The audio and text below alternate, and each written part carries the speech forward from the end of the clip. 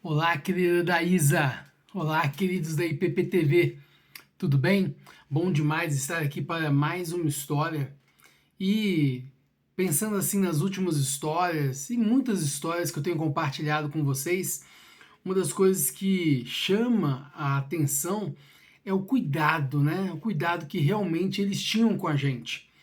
E eu tenho certeza que esse cuidado que eles tinham com a gente vem muito de um dos caciques. Eu já contei para vocês que na aldeia lá que nós moramos eram três caciques. E um era o dono da aldeia, o outro era o que mandava lá mesmo, organizava. Mas tinha um terceiro cacique que era o Relações Internacionais. Era como a gente brincava sobre ele. Porque tudo aquilo que precisava resolver com o mundo lá fora era esse cacique. Então as reuniões com a FUNAI, reuniões com vinda de turistas para a aldeia e vários contatos externos, sempre era ele quem resolvia. E foi graças à luta desse cacique que nós conseguimos ir morar na aldeia.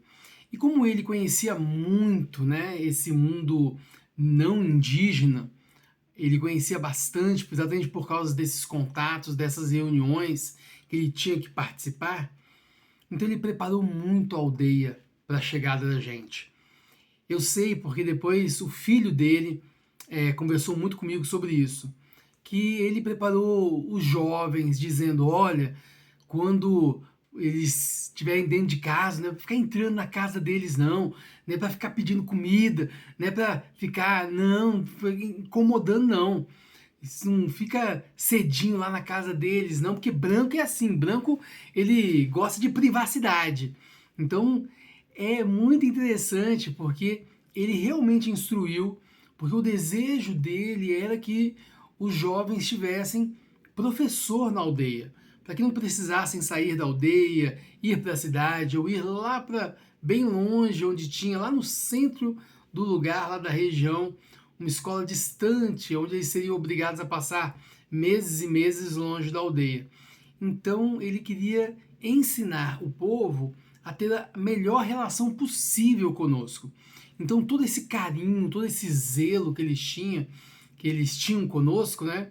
Uma das coisas, por exemplo, que ele não conseguiu controlar é que a casa da gente era uma casa muito semelhante, né, à casa deles, uma casa cultural, onde tinha os tocos de madeira colocados assim, e a gente sempre trazia lona, uma lona azul que circulava metade da casa, que era onde a gente dava aula, que era onde precisava entrar a luz, não tinha energia elétrica, né?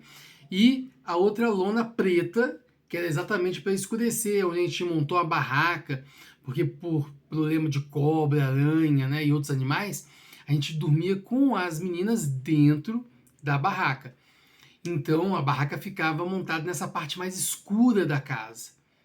Mas era lona. Então a criançada da aldeia, curiosíssima, né, com as nossas crianças, ou com a gente vivendo ali, ou com a gente tendo aula, ou com a gente, né, fazendo alguma coisa ali. Então, inevitavelmente, a criançada sempre chegava na lona e furava a lona para tentar ver pelo buraco da lona o que a gente estava fazendo dentro de casa. E, gente, não tinha. Isso era assim, por mais que ele tentasse falar, orientar, não adiantava. A criançada chegava ali com a caneta, com o dedo, com qualquer coisa que eles tivessem, e a gente estava dentro de casa e de repente, até na parte preta, onde a gente trocava de roupa e tudo mais, sempre tinha as crianças olhando aqueles olhinhos delas ali, olhando pra gente, querendo ver quem eram aqueles, né? Que vida era essa, daqueles que eram tão diferentes delas, né? A gente que não era indígena, não era da cultura, não era do povo e tinha chegado para morar naquela casa. O que é que eles faziam ali dentro? Mas uma das histórias que para mim mostra muito desse cuidado deles conosco é uma das vezes que nós fomos tomar banho e aí o rio, ele era um rio que fazia um cotovelo, né? Ele dobrava, ele vinha numa direção e fazia a curva bem na frente da aldeia, né? E exatamente por causa disso, quando era a época de peixe, tinha muito peixe, porque ali acumulava muito peixe mesmo. E ali a gente tomava banho, a gente acordava bem cedinho, ia para o rio, tomava banho. De tarde, no final da tarde, tomava banho. Entre uma aula e outra, eu descia no rio e tomava banho. Uma delícia, maravilha.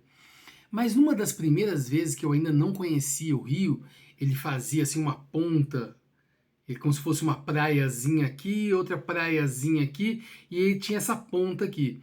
Eu não conhecia muito bem o rio. E eu estava então com Taquitaquínalo, né, a minha primogênita, nos meus ombros. E estava entrando dentro da água, cheio de criança indígena, tomando banho com a gente e tal. E eu com a Aninha aqui, segurando ela montadinha aqui no meu ombro, e a gente entrando no rio. E chegou uma hora que eu fui me aproximando exatamente dessa ponta, água dentro, onde as duas praias se encontram. Mas eu fico imaginando que as crianças indígenas, bem orientadas, sabendo que a gente não conhecia, imaginaram que a gente não fazia ideia do que estava para acontecer. E eu andando com a Analissa, de repente, cadê o fundo do rio? Era um buraco que tinha ali, e eu só me via assim, ó. E quem disse que ia afundado com a Analissa nos meus ombros, com Taquitaquínalo nos meus ombros, quem disse que eu consegui voltar para cima?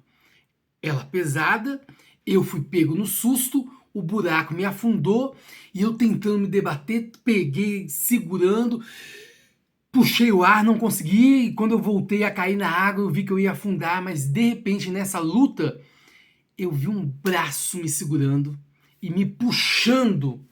Gente, olha que legal. A situação foi muito rápida. Quando eu vi esse braço, era uma criança de 10, 11, 12 anos de idade. Ela viu o que eu estava fazendo, ela antecipou que eu ia cair no buraco, que eu não sabia o que ia acontecer. Lembra que as crianças não falavam português, então elas não tinham como me avisar das coisas, né? O que ele fez? Ele saiu correndo até uma árvorezinha que tem exatamente naquela região. Ele segurou no galho e quando ele viu que eu afundei, aí ele se dobrou. Quando meu braço saiu para fora, ele pá, me segurou e puxou para fora da água. Livramento do Senhor. Mas tudo isso a gente vê o carinho de Deus com as nossas vidas, o cuidado, a proteção e o amor do povo que queria muito bem a gente. Eu sou muito grato por tudo isso que nós vivemos. Queridos, esse é o nosso Deus, o Deus que cuida da gente em todo o tempo. Que Deus abençoe a tua casa, a tua família. Até a próxima, queridos. Abraços!